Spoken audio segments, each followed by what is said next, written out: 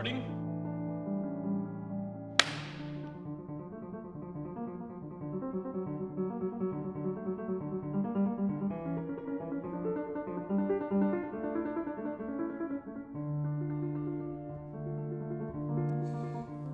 What's a Rupert sphere? Yeah, it's this glass droplet. It's this phenomenon of a glass droplet that is nearly indestructible at one end, at the droplet end. But as soon as you snap off its tail, the whole thing explodes into dust. And this image of the Rupert sphere has been helping me a lot in the way I think about musical works, or I think about how we make music. Because a musical work as a term is something that is being used everywhere. Everyone uses it very, very securely, very, very sturdily. But then again, every attempt to define it has been sort of unsatisfactory. We don't actually know what the musical work is.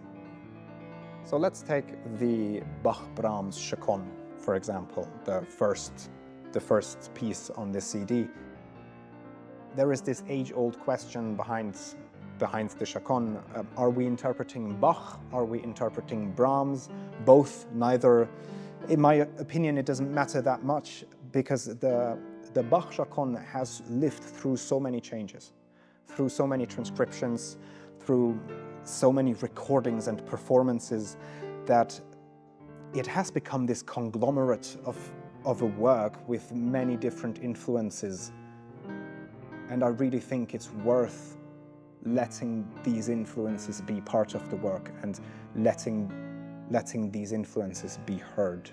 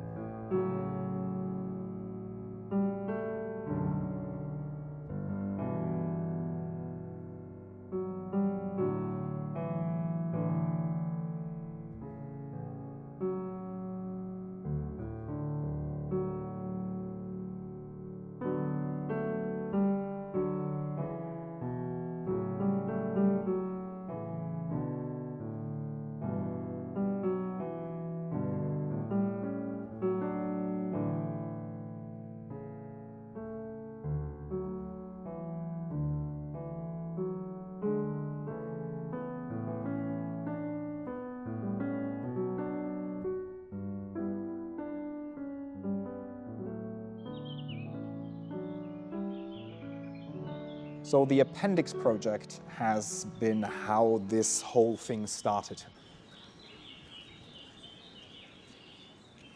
And it's another great example of how a musical work can change, right? So Robert Schumann never intended for these 5 extra studies to be published, and yet not only are they published, they are for us an indisputable part of this work. So what I have been doing with this recording is I've been trying to give these studies their own reason of being, and to further distance these appendix variations from the symphonic studies that has been published by Robert Schumann. I commissioned a piece by Robin Becker, and to work with him has been an absolute treat. He was present at the recordings. We have played around with the piece a little bit with his fantasy Isle of Memory. It is a great piece that he has written only for this appendix project. I sent him one of the early recordings I did from the appendix, and he wrote a fantasy to this. And the theme is always present. It's always there, but it just distances itself further and further into this fog, into this mist of sound and perception.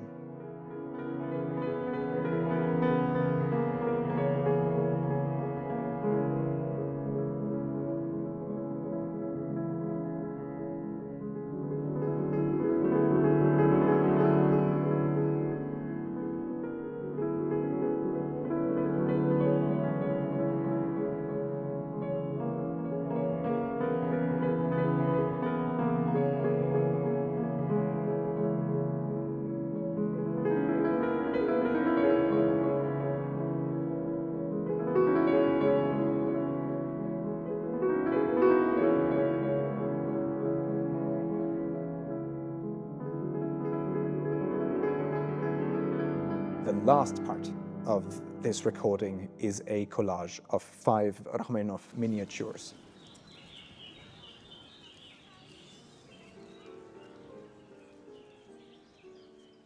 It is a collage because I've been trying to make one whole piece out of the 5 of them rather than 5 individual miniatures.